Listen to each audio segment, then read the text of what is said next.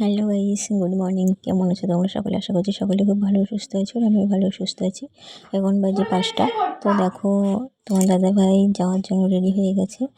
তো ব্যাগডিং গোছানো কমপ্লিট, আর আমি জানলাটা খুলে দিয়েছি যাতে একটু হাওয়া লাগে। প্রচণ্ড গরম পড়ছিল রাত্রিতে। তো দেখো, বাসি কাজটা সেরে ড্রেসটা চেঞ্জ করে তারপরে চলে আসলাম তোমাদের সামনে। আর বাসি কাজ সব কমপ্লিট হয়ে গেছে আমার। তো কী করেছি সেগুলো তোমাদের সাথে শেয়ার করবো। তো চলো, এই যে এই ঘরটা ভালো করে গুছিয়ে নিয়েছি। তো আলনা শোকেস সব গোছানো হয়ে গেছে। তো তারপরে এখানে একজন ব্লাউজ বানাতে দিয়েছিল শাড়ির নিচে, তো সেটা বানাবো। তো ওই জন্য তাড়াতাড়ি করে কাজগুলো সব সেরে নিয়েছি, বুঝলে। তো চলো, এই রুমটাই দেখো আমার। তো এই রুমটা ভালো করে গুছিয়ে নিয়েছি। আর দেখো, এই আলপনাটা কেমন হয়েছে তোমরা জানিও। এই আলপনাটা আমি নিজে হাতে দিয়েছি। তো কেমন লাগছে তোমরা জানিও কমেন্ট করে। আর আমাদের রুমটা ছোট, কিন্তু জিনিসে ভর্তি হয়ে গেছে। একটু মানে গরমটা বেশি লাগে আমাদের রুমে। তো ড্রেসিং টেবিলটা ছিল সামনে, সেটা এই পাশে দিয়েছি আলমারিটার জন্য। আর এই যে ফুলটা দরজার সামনে দিয়েছি, কেমন লাগছে তোমরা জানিও। আর এগুলো প্রতিদিন পরিষ্কার না করলেও খুব একটা ভালো লাগে না। তো এটা একদম মেন গেটের সামনেও এই ডিজাইনটা করেছি আলপনাটা। তো সেটাও কেমন হয়েছে। তো তারপরে দেখো কি রান্না হবে। এই যে রান্না হবে চিকেন। তো মশলাটা করা হয়ে গেছে।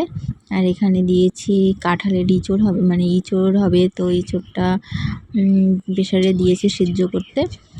সে তারপরে যে ডাল, মসুর ডালের বড়া হবে। তো মসুর ডালটা ভিজিয়ে রেখেছিলাম, তো এটা মিক্সিতে দিয়েছি।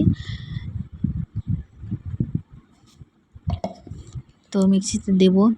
ডাল বাটা হয়ে গেলে তারপরে পেঁয়াজ, লঙ্কা এগুলো কুচি কুচি করে মানে বড়া হবে আর কি।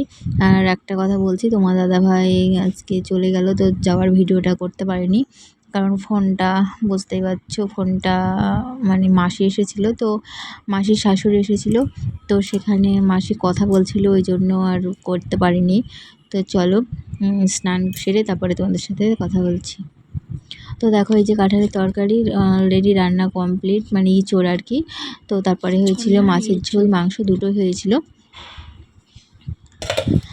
তো ঘরটার মোছার সব তো দেখাই গেল তোমাদের। তো স্নান টান সেরে পুজো টুজো করে তারপরে ঘরটা মুছে আবার একবার মুছে নিয়েছিলাম। তো দুপুরবেলা যেগুলো খাওয়া হয়েছিল সে বাসনগুলো মেজে ঘষে পরিষ্কার করে নিয়েছিলাম। তো চলো, তার আগে স্নান করার আগে কি করেছি সেগুলো তোমাদের সাথে শেয়ার করি। তো দেখো, অনেক থালা বাসন হাঁড়ি করা ছিল, সেগুলো মেজে নিচ্ছি। আর তোমাদের দাদাভাই চলে গেল আজকে, তো মনটাও ভালো নেই।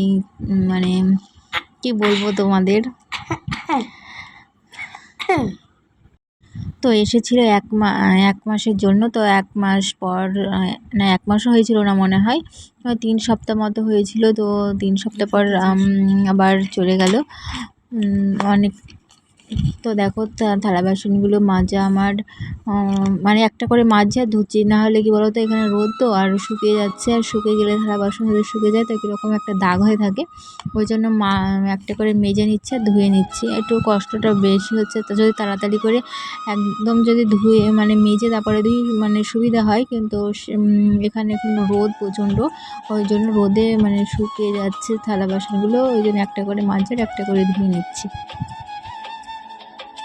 তো তোমরা দেখতেই পাচ্ছ বাড়িটা পুরো একদম ফাঁকা। তো মা কি বলছিল, তাই আমি ওইদিকে একটু ঘুরে ঘুরে দেখছিলাম। আর কদিন না প্রচণ্ড গরম পড়ছে। আর আমাদের এখানে রাত্রে আবার কারেন্ট যাচ্ছে চলে যাচ্ছে।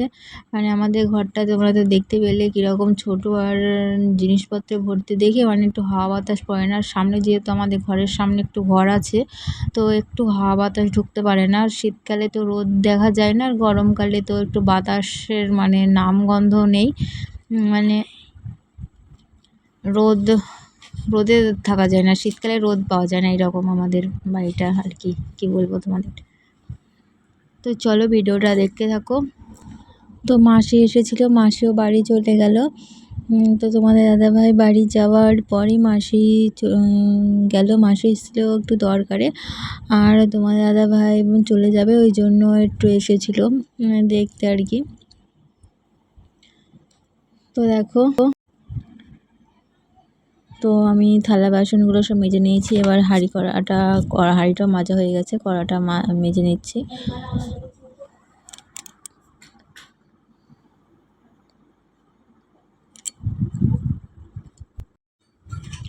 তো আমার থালা বাসন ধোয়া কমপ্লিট। তারপরে তোমাদের দেখাই চলো, এই যে আমাদের উনুনটা, তো উনুনটা নিকে রেখেছিলাম, তো হাঁড়ি কড়া মেজে দেখো শুকিয়ে গেছে।